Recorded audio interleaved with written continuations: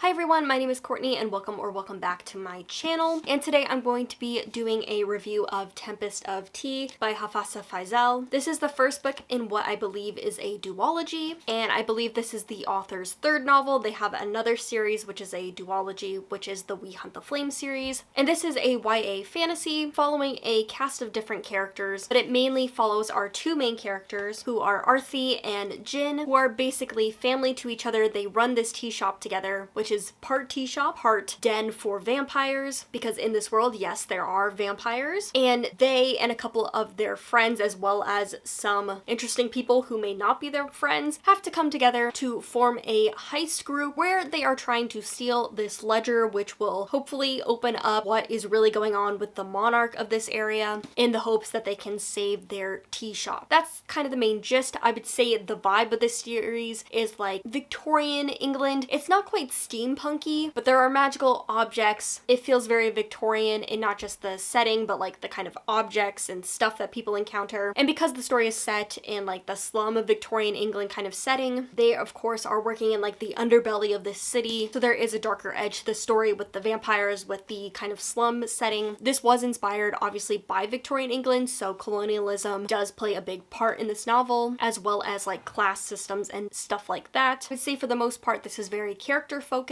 We're getting a couple different perspectives who are all dealing with their own emotional baggage as well as things that they have to overcome, but the plot aspect, the heist aspect, discovering stuff and like fighting people that are getting in their way does make this a more plot focused book with just a very strong focus in on characters. So if you're looking for a fun time that has a little bit of that heart from the characters as well as some themes with the colonialism aspect, this is a great book to pick up. But I ended up giving this a 3.75 out of 5 stars. It didn't quite hit the 4 mark for me. There was just some elements missing to make this a perfect book, but I did enjoy it. I would recommend it, and I'm looking forward to the second book, even though this one wasn't perfect. But I will say, before we get into spoiler territory, writing-wise, plot-wise, story-wise, this had a lot going for it, a lot that made it really enjoyable. And the elements that didn't quite do it for me, where I still had a lot of story-based, world-based questions, and I wasn't super keen on any of the romances. I would have preferred just to explore these characters as friends, as enemies, as rivals, more so than the romantic aspect. I just didn't feel that romantic chemistry. To me, those pairings were a lot more interesting as non-romantic relationships. Let us get into the spoilers. So in the story, we are following kind of our main character of Arthi, her best friend and kind of pseudo brother Jin. They have kind of adopted each other because both of them are orphans now. Jin kind of has this whole past with seeing his parents die tragically in a fire and kind of not knowing what his parents were up to, if they were up to something suspicious or not. And Arthi was basically pushed out of her kingdom by colonialists. Her parents died on the beach as she was escaping into this new kingdom. And so she has a lot of resentment, a lot of anger. Jin has that same anger, but it is a little bit more tempered than Arthi's. Despite their anger, despite their resentment, they're kind of looking for revenge, sort of, but not really. It is not their main priority. Their main priority is to stay alive, to stay surviving, and they do this by upholding their business, which is a tea store by day and basically a vampire den by night. And this is kind of where I got my first plot beat, where I was a little bit confused, where I felt like I missed something. Maybe I have, but again, I don't feel like it was super well explained. In this world, there are vampires. There is kind of a history in the past of like vampires accidentally going wild and going on a rampage, and so there's a lot of resentment towards vampires. In some respects, it seems like vampires are outlawed. They kind of hide themselves from the world. People don't want other people to know their vampire identities. So in the beginning, I'm like, okay, vampires exist. People know vampires exist, but they're not really allowed. They'll be hunted down. But then there's this whole hidden vampire society to the point where it doesn't feel hidden. Like, as far as I understand it, there is like this vampire ball and like vampire like council that exists not hidden in the underworld, but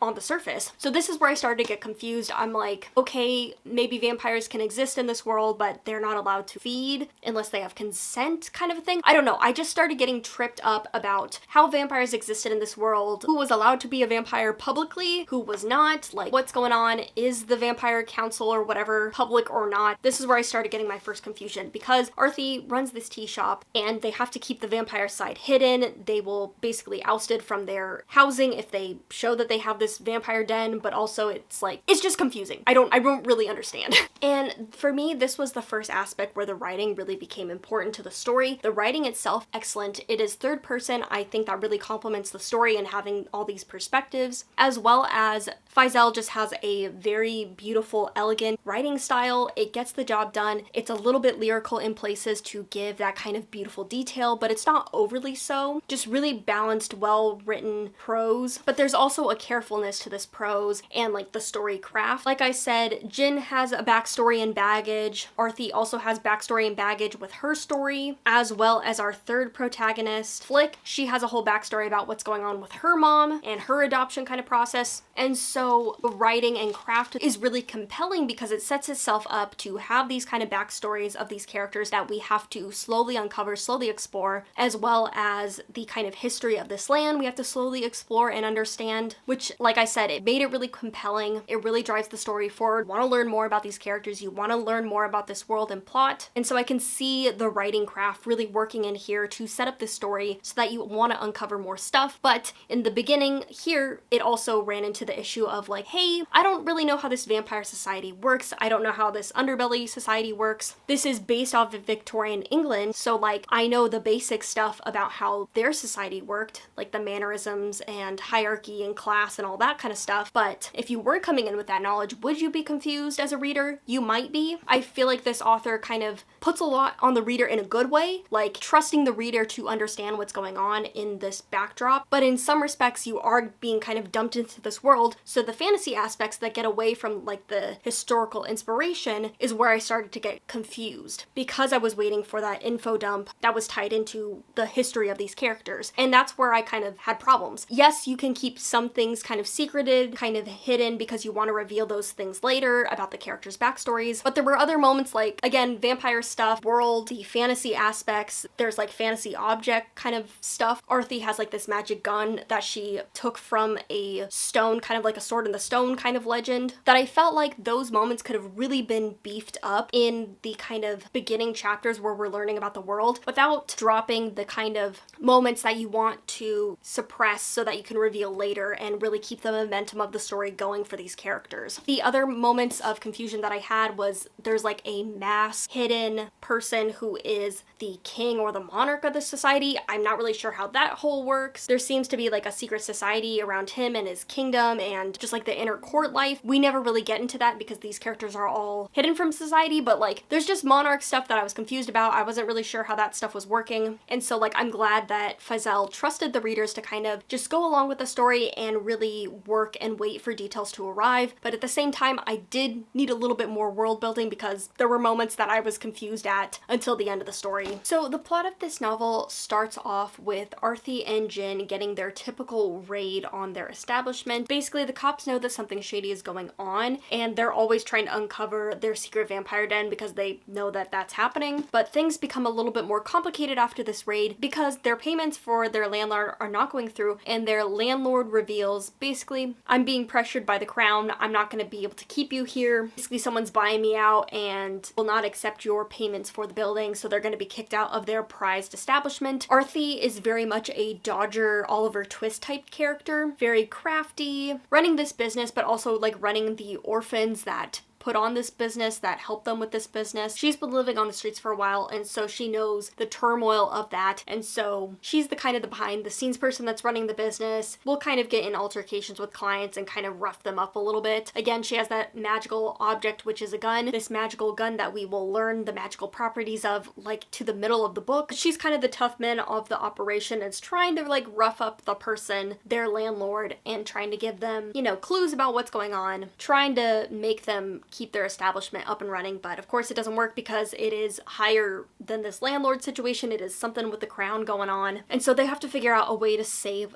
their place. But luckily, a person breaks into Arthi's office who's kind of like, hey, I know a way that we can get your establishment to stay as it has been. And that's basically by stealing this ledger, which is in possession of this vampire council or like the secret vampire organization. And if we steal it, then we can like uncover some weird things about the crown that's going on and keep your business up and running. This is where I had my second snag because I'm like, again, I don't really understand how the vampires in the society work, what they're allowed to do, what they're not allowed to do, how much they're known about about stuff and why they're not, and how much like they're integrated in society and how much they aren't allowed to be in society. What we do know is that the crown masked monarch does not like vampires, has been really fighting against vampires. A couple past monarchs have not liked vampires, but this one is really like going down, kind of having that, really being harsh on vampire restrictions and really trying to go after people. And so that becomes confusing to me because I'm like, what does this ledger have to do with like the monarch? Why would somebody else, especially vampires, their enemies, have this ledger? Like, it just gets confusing, and I guess it's kind of explained like why, but yeah, there's some confusion here. It's a little bit weird, like, because at first I'm like, okay, they're gonna break into the castle at this party to get said ledger that they need because it's in the monarch's possession, because it's about the monarch, but it didn't turn out to be the case. They're going into this vampire party to get it. That's where I got confused, basically, because I was like trying to draw the connection about like why this would be there and how this person knew that was there. Like, it's basically Arthur knows it's a trap, and it is revealed to be sort of a trap, like the guy was setting them up to get his own motivations versus the actual ledger, but the ledger itself is not false. There is something going on with the kingdom and the vampire clans and stuff like that. So the ledger does reveal stuff about the monarch, but yeah, it's confusing about, to me at least, why that ledger was there and stuff, and like why the monarch, who is against vampires, would let stuff that is potentially harmful to them be in the hands of somebody else. Like, that's where I was getting confused. But from there, we get our third perspective really coming in, which is Flick. Flick is the master forger. She has been kind of sheltered. She is also an orphan like Arthur and Jin, but she has lived up in prosperity, whereas they have lived up on the streets. And Jin and Flick are the two characters that are paired up to each other. Flick kind of has a little bit of crush on Jin. Jin likes Flick and has a crush on her too, but is a little bit more reserved, not willing to really enact upon that attraction. But he sees a lot of himself in Flick, and to me, like, I didn't really care about their love story, but I did really like the relationship for that aspect. Flick is living a sheltered life, is really being harmed by this mother figure that has taken them in, and Jin with his own past and seeing like how things were kept from him as a child, and also growing up in prosperity when there was a lot worse things happening to people like him around him because of the colonization and like the racism of this society. He sees a lot in Flick, and he's trying to get her to realize the harmful relationship she has with her mother. And so I really like the relationship for that aspect. I didn't so much care when it goes into the romantic aspect, but I will say, out of the two relationships that we get, Flick and Jin, I think, are the more superior relationship as in terms of romantic. The other relationships we're getting are obviously Arthur and Jin. Both of them are keeping secrets from each other, especially Arthur, and both Jin and Arthur know that the other is keeping secrets from them, but they've had this relationship for a really long time. They've been friends, brother and sister, for a really long time, seen each other as family, running this business together, and so that is the relationship I feel like is the strongest, the one I was the most interested in. Just that idea of being so closely bonded, so deeply caring about the other, but also like keeping secrets from each other, there's something else going on. That made for a really strong premise, really great friendship, and that was the one I was the most interested in. In terms of other relationships, Arthur and Flick kind of just don't get along with each other because they're kind of opposites of each other. Arthur, I said, is like an artful dodger type, but she's like really angry and resentful, whereas Flick is a little bit more sheltered and naive, and so they just kind of butt against each other, which I think, again, for a heist where these characters are coming together, have to work together, makes for an interesting dynamic. You want rivals, you want people combating each other, and to kind of round out that rivalry group, we have Mateo, which is a vampire who is also a famous painter. At the beginning of the book, Arthur shoots him, but he doesn't die because he's a vampire. Arthur was just trying to intimidate him. Mateo seems to outwardly flirt with Arthur. It's not really known if that relationship is going to flourish into the next book. I think it will kind of be there in the second book. Mateo, for reasons, sees a lot of himself in Arthur. Arthur doesn't really want anything to do with them. Yes, you see a little bit of like her resentment, bashfulness, attraction to him, but she just very much does not want any close relationships and really pushes people, especially people like Mateo, who kind of try and flirt with her, away, which makes for a very fun, playful dynamic. But honestly, I did not see any true romantic chemistry between them. I honestly thought Mateo was gay and was into Jin for like a good portion of the book until we get to a section where they're a little bit more romantic with each other, I'd say. That one was my bad. I also thought Arthur was a lesbian just because, I don't know, just her wearing suits, being gender nonconforming, being kind of like this rough, angry girl. I fell in love with her instantly thought she was gay. She's not, but you know, that's what I thought.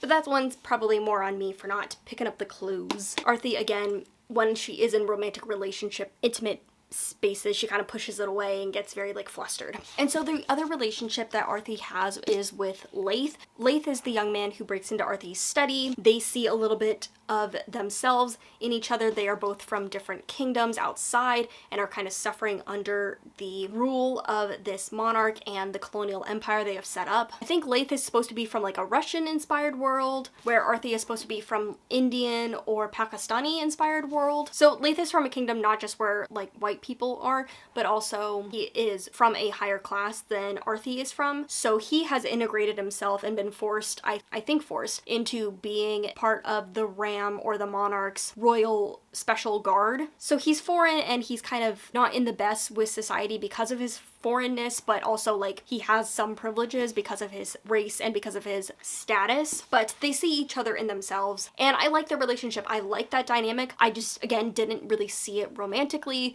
Like I knew it was leading to romance, but I personally didn't feel like we had enough buildup. As I've shown, there are a lot of different characters. We have 3 POV characters and we have a lot of different relationships because of this heist group. And because of that, there's just not enough time to build romantic relationships. I feel like especially this first book should have been focusing in on the other relationships, kind of waiting to build into the second book where we could get the more romantic aspects of it. And to me, like those romantic relationships were the weakest points because they were the points where I was not interested. I wanted to see their platonic relationships more so than the romantic ones. So I like these characters, I like these relationships, I just didn't care when they were turning into romantic ones. So that's fine. But anyway, from there we have our 5-man heist group. Mateo's taken on because they have connections to the vampire world, can let them know things that they need to know to get into this party. Laith is kind of kept on because Arthi is like, hey, I know you're trying to trick me into something. I know you're dangerous. I don't know why you're trying to help us, kind of a thing. So I'm gonna keep you close. Obviously, Arthi is the mastermind behind this project, and Jin is kind of like the charmer, I would say, kind of great at talking them out of situations. But I feel like the personalities could have been a little bit stronger in this section. Not the personalities of the characters, but like their role. Like Flick is obviously a forger. That makes sense. That's specific. But I feel like they're all kind of given a task that they have to perform in the heist, but it should have been a little bit more secure.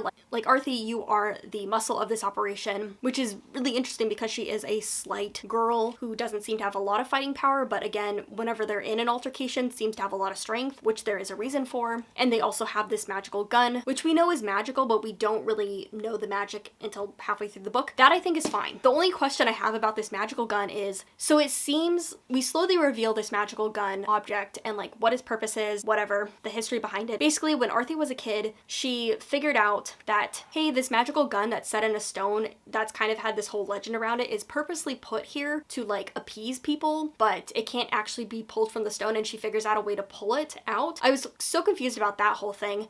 Why put a magical object in a rock to begin with? Like, what was the purpose of the kingdom doing that? They could put a fake object in and just nobody draw it. I have so many questions around like why it was just out in the open, why Arthi had to mastermind her way into getting it, but I don't know, it just seemed weird. As much as I love the magic gun, it's really cool. I was just confused about its history, and honestly, I felt like it really complicated the story. I don't feel like it was needed. Like, it made Arthi an important person in this world. It made people kind of be intimidated by her and kind of made it so that she could be the muscle of the operation, but there was just some like world building things that seemed a little confusing to me. But again, if it was laid out well, if the world building was there, it would have worked really well. Arthi could be the muscle of the operation, Jin could be more the mastermind, the guy that's gonna worm his way out of situations, and I feel like Laith and Mateo could have been given more specific jobs. I feel like that would have helped the story a lot, is just by giving each character like a specific trait, a specific job they have to do in this heist to really emphasize them as characters, because it was there, but it just wasn't quite focused enough. Anyway, we get into the plot of this novel as we slowly start to reveal stuff about our 3 main characters, 3 main points of view. It's them preparing for this heist, getting into these situations where they have to get things and talk to people before they can break into this vampire party organization thing. It's different people teaming up with each other. Mostly, I would say it's Laith and Arthi teaming up with each other, and Jin and Flick teaming up with each other and kind of getting into altercations and stuff that are, oh no, no, we don't want to reveal our heist kind of a situation, but we have to get something or do something so that we can go ahead with our plot. From there, we get into the heist. I will say the action of the heist was a little bit hard to follow. Like I was confused about the ledgers, so like when they were doing each little task, when they were going into the heist, I was a little confused, like, okay, why do we need to do this thing? Okay, what does this have to do with the plan? If we explain the plan from the get-go, if we explained why we need to do each task from the get-go with just a little bit more detail, I feel like it would have helped ground us in like why we're doing everything, why the thing needs to happen. Because once the plot heist happens, it starts to get crazy. We're revealed stuff about the different characters. We get Arthy's whole backstory about how she was adopted by this other guy who is a vampire. We get the backstory of Jin and his history and how his parents are involved with this vampire guy, but we're doing some type of science experimentation with like coconut water to help vampires. And then it's revealed that Flick's mother, who has been distant, who has basically started not loving her anymore, is actually the Ram and is involved with this whole vampire scheme. And the big thing is that vampires are being shipped out and basically used as weapons in this war. And that's the big kind of like plot that's happening.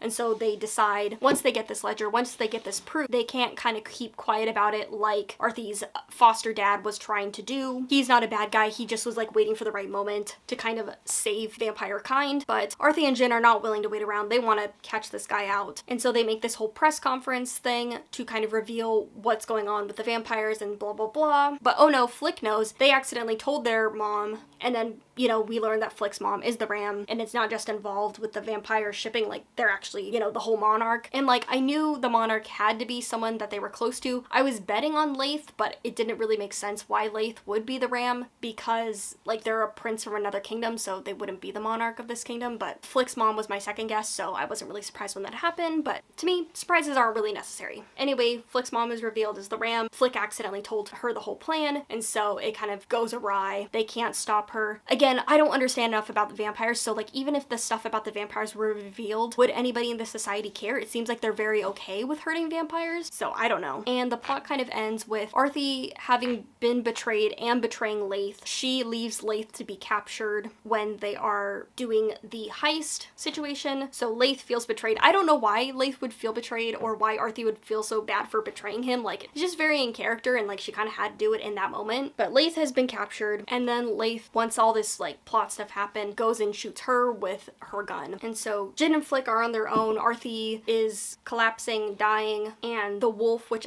was the wolf the monarch before the Ram? I don't know, I'm confused about that, but the wolf comes in and like scoops Arthy up. So the wording is like vague. Is Leith the wolf? Was Jin the wolf? Was Mateo the wolf? I think Mateo is the most likely one that's the wolf. Oh, maybe it's her foster dad. I don't know. It's confusing. I think it's intentionally vague, but anyway, Leith doesn't have to be rescued now, I think. It's just Arthy that has to be rescued, possibly. But anyway, we know that vampires are being basically sent out to kill people in a war until they themselves are killed, and they're being subjugated to this by like harsh treatment. So we know the Ram needs to be stopped, Flick's adoptive mother needs to be stopped, this whole plot with vampires needs to be stopped, and Arthy needs to be saved. Also, we learn Arthy is half vampire. I'm very confused about the rules of that. There's some like very traditional vampire rules, like they don't have a shadow, they can't be seen in mirrors and stuff, which I do like, but again, when you're adding in a half vampire situation, I'm very confused. Again, there's just some confusion here. I figured Arthy would be something, like she's obviously stronger than she should be. There's something weird going on with her. I kind of figured she would be a vampire or a half vampire, but I don't feel like the setup was there to really, when we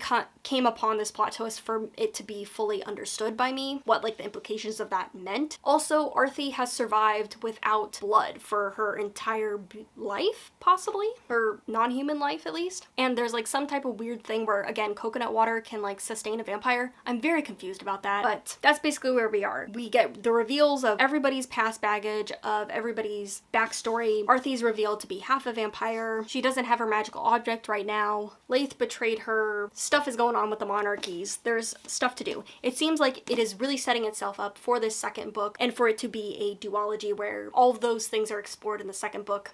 Oh, Jin's parents might also not be dead, so there's that to discover. But again, the second book is going to be saving Arthie, taken down, and saving vampire kind. So I don't think vampires should be treated as second-class citizens in this society. Vampires have always been used as a metaphor for queer people, and I feel like with the colonial messaging, there is some element there of vampires being a stand-in for queerness, being a stand-in for people that are not white. But again, all the vampires we see in this world, like really besides Mateo, are kind of, I wouldn't say bloodthirsty, but like they're not great people. We're seeing a lot of people that are in the underbelly, people that are snobbish. Like, I don't think vampires should be subjected to what they've been subjected to. They're not making a strong case for themselves that they should be fully in society, you know? Like, they don't seem like they're regular people just struggling. Like, that's gonna be an interesting problem that the author is gonna have to bring up in the next book. The colonial themes are there, but connecting it with vampires, I feel like, especially because we haven't seen a lot of sympathetic vampires, is going to be a little bit of a challenge. Giving us some more world building and backstory, I think, is going to be the other issue that we're gonna have to get over. Again, I was confused in this book. I obviously had a lot of questions about how things worked. I needed a little bit more. So I think giving us enough world building to make the ending satisfying is going to be the biggest hurdle for the next book in this series. But what this book has, it has characters, it has fun, bouncy plot, it has great themes that are entwined with the characters' existences really, really well. And these character bonds are really, really well done, really interesting. Why these characters see themselves in each other, why they connect with each other, non-romantic wise. Platonically wise, there's a lot of heart in this story, a lot that makes this story really, really good. I would recommend it. It was fun. It was a good, fast listen. Really kept me out of a reading slump. Besides the writing, the craft of the story, the world building, that's where I had the most issues, where things were falling through the cracks. I feel like if this book was like 100 pages longer, could give us a little bit more world building, could give us a little bit more of those characters and their relationships, it would have been a lot stronger of a book. Because right now, it's just a really fun YA book. You know, it's